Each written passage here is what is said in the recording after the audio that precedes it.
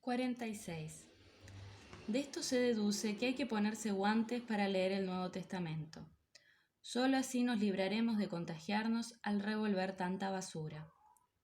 Huiríamos de los primeros cristianos como de los judíos polacos, aunque no hubiera nada que echarles en cara. Unos y otros huelen mal. He buscado en vano en el Evangelio un solo rasgo simpático.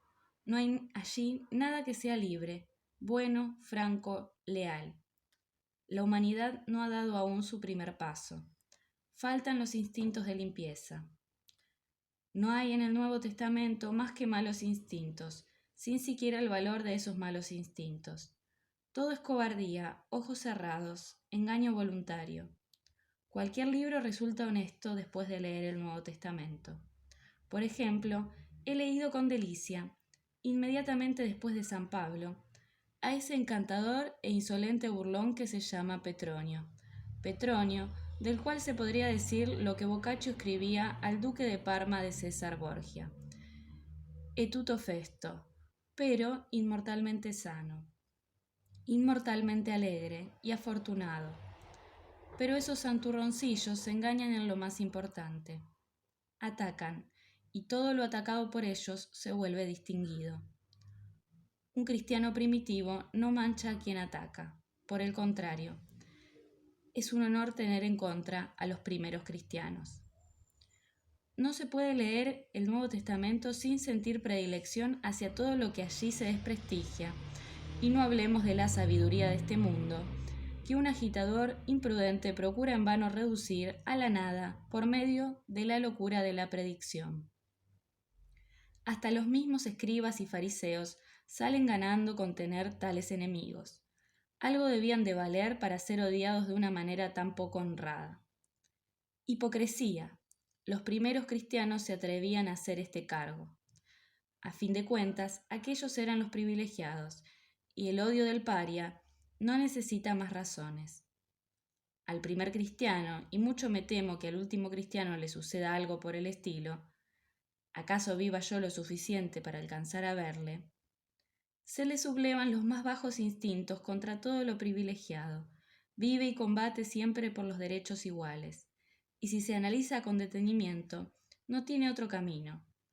Cuando se quiere ser el elegido de Dios o el templo de Dios o el juez de los ángeles, cualquier otro principio de elección, por ejemplo, la rectitud, la inteligencia, la virilidad y la altivez, la belleza y la libertad, del anillo, vienen a ser sencillamente el mundo, el mal en sí.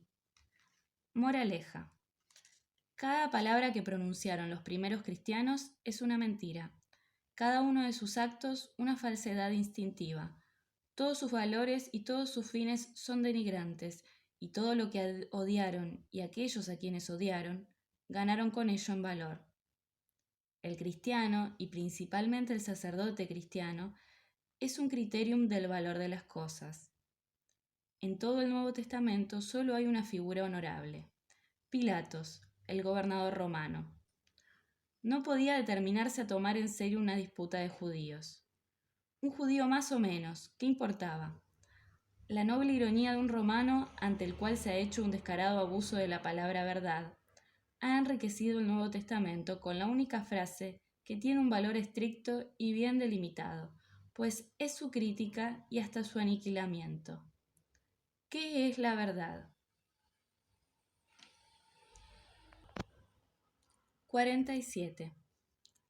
El hecho de que nosotros no hallemos a Dios ni en la historia ni en la naturaleza no es lo que nos separa.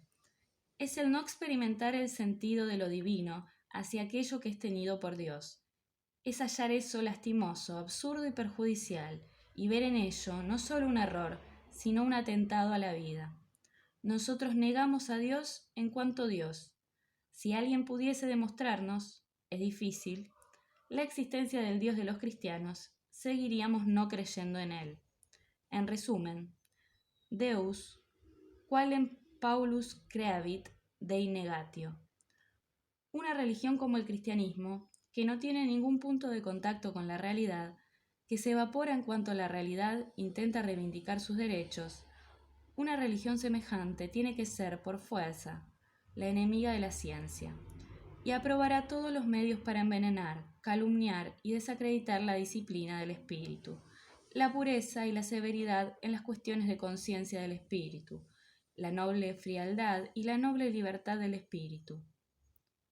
La fe, impuesta como obligación, es el veto puesto a la ciencia, y en la práctica, esa misma fe es la mentira a toda costa. San Pablo comprendió que la mentira, la fe, era necesaria, y la Iglesia después comprendió a San Pablo.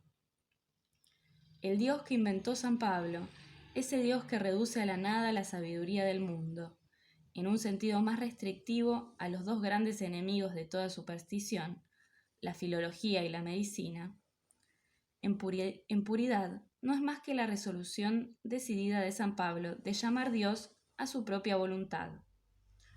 Torah, esto es archijudío. San Pablo vino a reducir a la nada a la sabiduría del mundo.